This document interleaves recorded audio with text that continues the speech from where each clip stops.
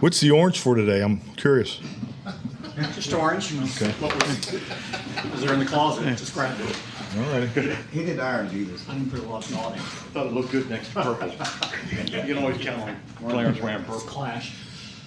David Moore, Dallas Morning News. No attendance question at the moment, but when your season ended in such an uncharacteristic way for how you'd played up to that point and even building up to that, is that, I know you do your messages going into the next season, but is that any sort of motivational aspect to what you've been doing this off season, or is that something you reserve? Is off season just fundamentals and break it down and we'll go from there? Yeah, definitely. I think the reality of it is, spoke on the last game a little bit at the beginning of the off-season program, but those lessons are best served to revisit in training camp and as you get ready for the season. Our time is so limited on how much we get with the players. We really focus on. You're probably tired of hearing about it, but we do really focus on getting the veterans through all the concept teach year, phase 1 and 2, so they're exposed to everything conceptually, and then really get it connected with the rookies. And just no different. Like today's the last practice,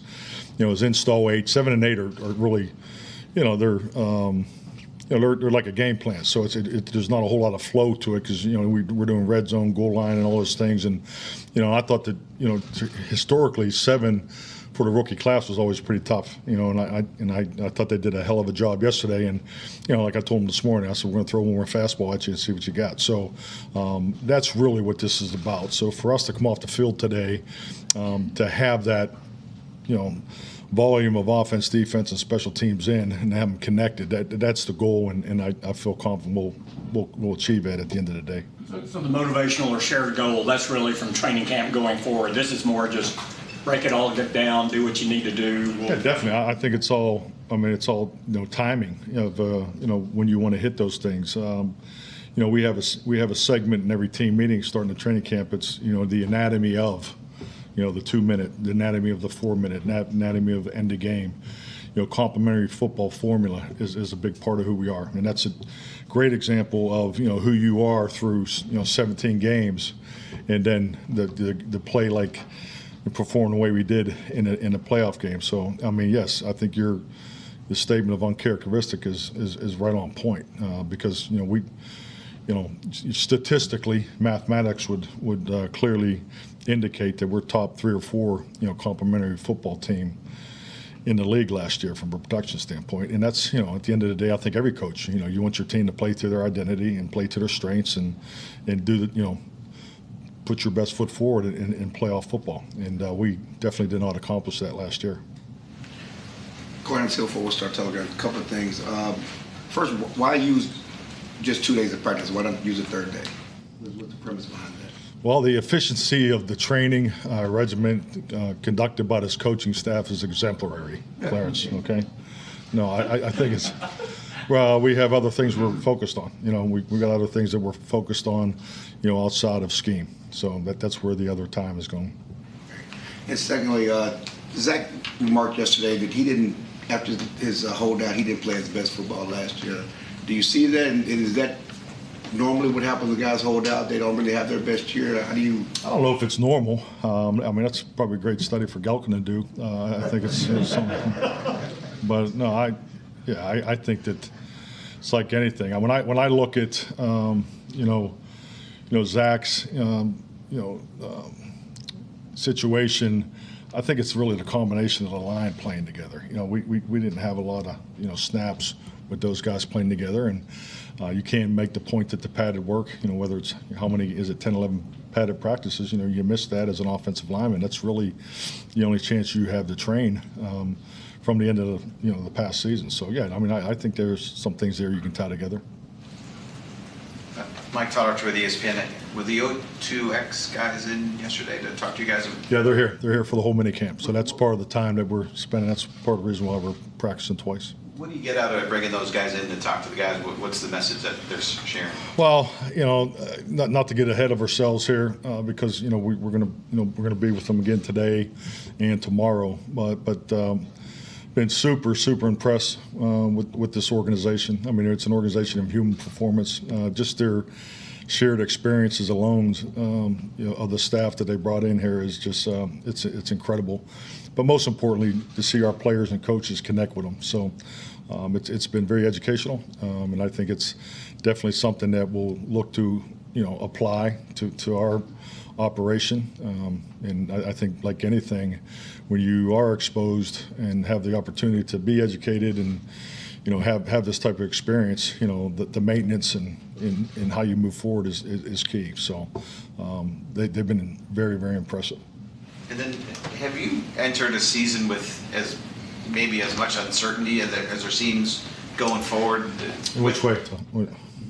You have some changes on the offensive line and running game. Obviously, the coaches and Dak and all these guys, contract statuses and things that. Does that ever pain? I think you can throw the contract part. I think to the side.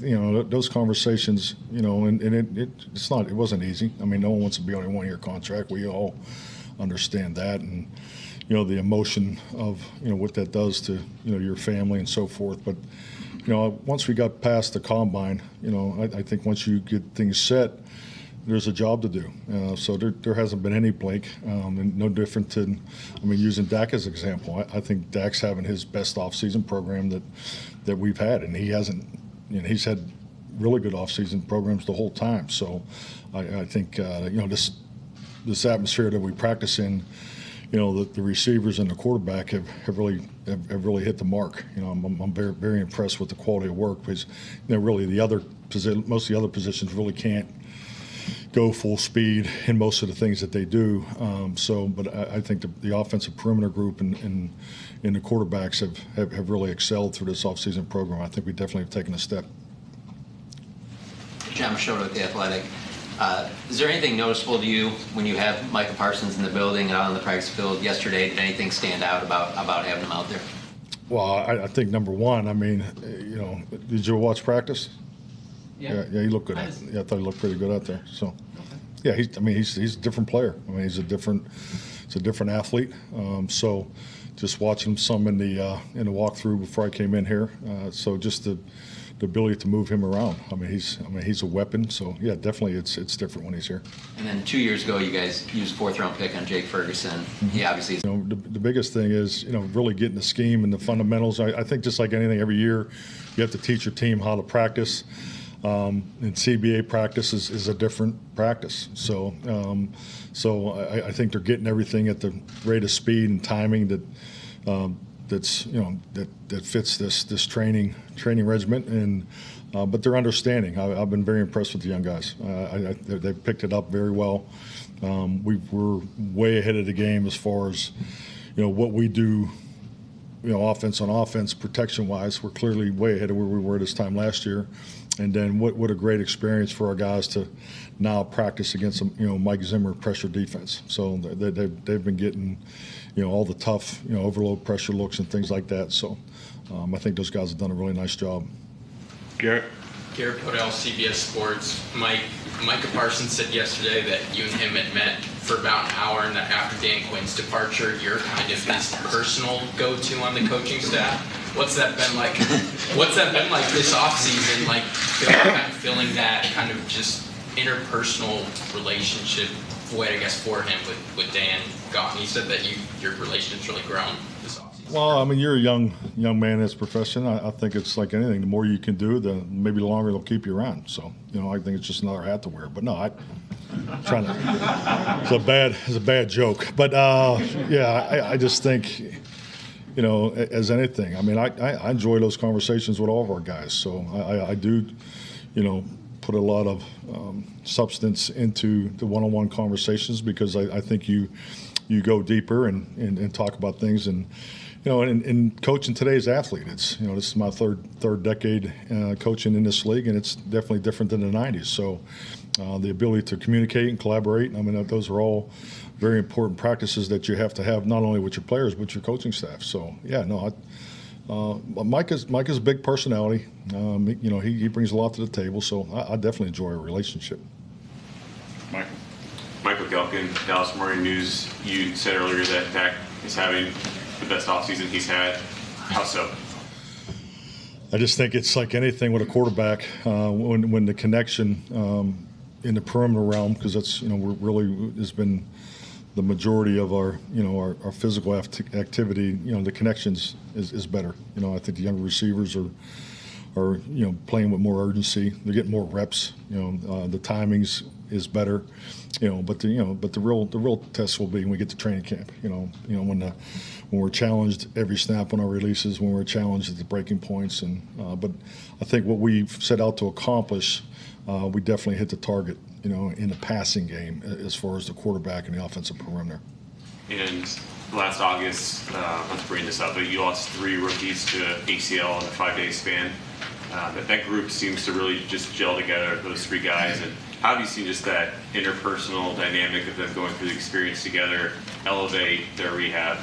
I'll tell you what, I don't recall ever having a personnel meeting where we talk so glowingly about guys coming back from rehab, because it's been impressive to watch those 3 young men. I mean, they've been in there every day together. They're in the irony of 3 left knee ACLs, and so the rehab is pretty much the same. But I think it's helped each and every one of them, because they push each other and they look great. I mean, we're obviously adhering to the timeline of return to play, and I think Britt Brown does an incredible job with that. So, but yeah, I mean, you could really write a book on the way they went through it. I mean, so whatever ahead of schedule exactly means in detail, those 3 guys definitely accomplished that all the way through. So they look great. So we're all excited to not only what they showed last year in training camp, but also excited to see what they've done since then, because I think all 3 of those guys got a chance. Son. Saad, The Athletic. Mike, you've talked before about Jaylen Tolbert's preparation, his note-taking, things like that. In that department specifically, how did you kind of see him when he came in, and where he is now, and how he prepares in that? Definitely. I mean, that's the starting point. I mean, we talk about education, application, and evaluation. I mean, the education process is, how do you attain information? And we're all different. Some people, they thrive and walk through. Some guys are visually with a pen and paper. I'm still old school with the yellow tablet. We do a lot of video, but he arrived here with very, very good very good skill set there. Note taking and so forth. But as we all know, it's the application of it. So now how do you apply it to the field? And I think he's taking a step each year, with that. And very coachable young man, and I think that's part of the evaluation process that he excels in. And I think all that tied together is, the final step is the confidence, and that comes with with reps and success and failures too, because you can learn from it. So, yeah, it's been really cool to watch JT continue to grow. Since Kellen left last year, we've kind of all. Since what? Since Kellen left last year, we've kind of all said that this is kind of your offense. With that being said, like, what role has Brian Schottenheimer played? How has he helped you in implementing, the system and everything like that? It's interesting. We've been talking a lot about meetings and how it used to be and this and that, and obviously Brian and I go way back. But I think the most important point and the reality of it, it is our offense. So obviously the play caller has control. What's ultimately in, because it's common sense. If it's not that way, you're not truly going to believe in it, and it's probably not going to make it to the call sheet. So, but I think Brian Schottenheimer is an incredible football coach. His connection with our players is extremely strong. But I think both of we've done a really good job of really giving the other coaches opportunities to grow. If you go to an offensive meeting and where, like the old days, the coordinator put in everything. I mean, he talked. I could remember as an assistant coach, the coordinator would talk, and the only really meeting time that I would get as a quarterback coach would be before the team meeting. So you were going 100 miles an hour, trying to get done what you got done, because the coordinators use most of the time. And then in Kansas City, once you get to the practice field, the players would be stretching. Well, Marty had a role. You weren't allowed to talk to the players during stretch, and we were all over to try to sneak next to our players and try to coach them what I'm already seeing you talking to your guy, and I can always, Tim Grunhard, just a character of a guy, a great player there as a center, and he'd be like, "Hey Marty, I'm trying to stretch," and when you see everybody running because Marty get in, he'd rip your ass in a heartbeat. So, but how it's changed, and I think there's so many positive things that come out of that because you get to see your young coaches develop. They get to stand in front of the whole offense, and so and I think with that, just our experience together of how it used to be and how can we make it better. I think he's done a great job in the coordinator role. Nicole. Nicole Etchison, Dallas Cowboys Media. This will be year 3 for Wanye Thomas. How big of a jump do you feel like he can make this year, and what have you seen from him? I thought he made a big jump last year. I think just like any, I mean he's been dynamic on special teams, and then I think like what you really want, particularly this time of year, is you get to see the young players in a different light. And Wanye just has so much personality. He just has such a bright light. And then when he was given an opportunity at safety, I mean he stepped up. So Wanye is clearly a great example of a young player that's really excelled with every opportunity he's been given. So yeah, definitely. I mean it'd be awesome to see him take another step. But God, just what an awesome man. He always has a smile on his face, always has great energy, and and he plays that way, and people attract him that way too. So he has a great light. Tom. Mike, on the ACL guys, Diggs is one of those guys who's a little bit after those 3. Where is he in his recovery, and does he have a possibility to be ready for the open part of camp? We'll respect the timeline, but Trayvon looks great. He's once again he goes a little later in the day than the other 3, but. Al and Britt, he's in a good spot. I just talked to him a little bit there Monday during the physicals. But yeah, so as far as when he comes back, and I mean, let's be honest, we're going to be very cautious with those guys. We're not going to put them out there too soon. Better later than too fast. And then you mentioned earlier how it's different coaching players in the '90s to today. What's the biggest difference? How much time we got here, Ted? 2 minutes. Coach, I don't know. I had a class in grad school back. It was at 1986 called "Coaching Today's Athlete," and it'd be really cool to go back and look at the notes and look at the curriculum back in 1986. Now I'm sure the fundamentals are the same, communication and so forth. But yeah, I just personalities are different. You've been doing this a long time. You're an old war horse. I mean, locker rooms, are they any different? Yeah, you guys. I mean, is the locker rooms any different today? A little bit. Yeah. Just a little bit, huh? Okay. All right, he's got to run. Good. All right. Thank you.